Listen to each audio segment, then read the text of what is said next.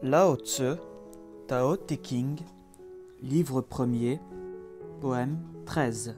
Le sage redoute la gloire comme l'ignominie. Son corps, lui, pèse comme une grande calamité. Qu'entend-on par ces mots?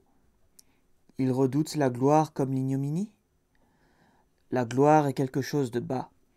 Lorsqu'on l'a obtenue, on est comme rempli de crainte.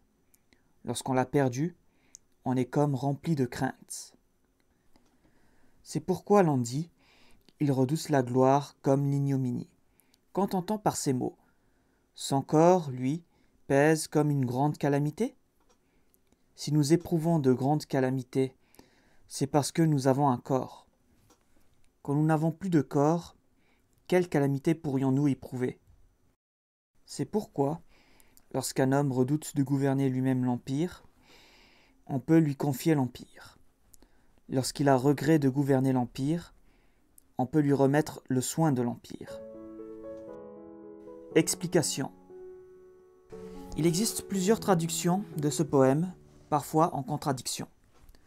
Nous avons retenu celle de Stanislas Julien. Ce poème est porteur d'une grande sagesse et de grandes recommandations, non seulement aux grands de ce monde, mais de même à nous humbles gens.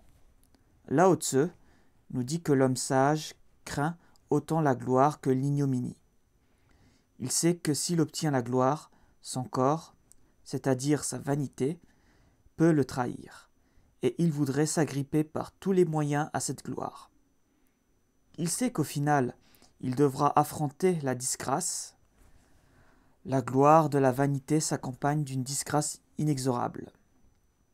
L'homme sage, parce qu'il s'est débarrassé de son corps, de sa vanité, n'a plus besoin de gloire, justement du fait que la vanité ne fait plus partie de son être.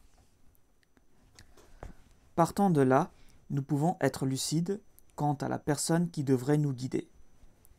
Si une telle personne aime les honneurs, il faudrait s'en éloigner. Si une telle personne était indifférente à la gloire, nous pouvons nous confier à elle. Toutefois, Lao Tse est lucide.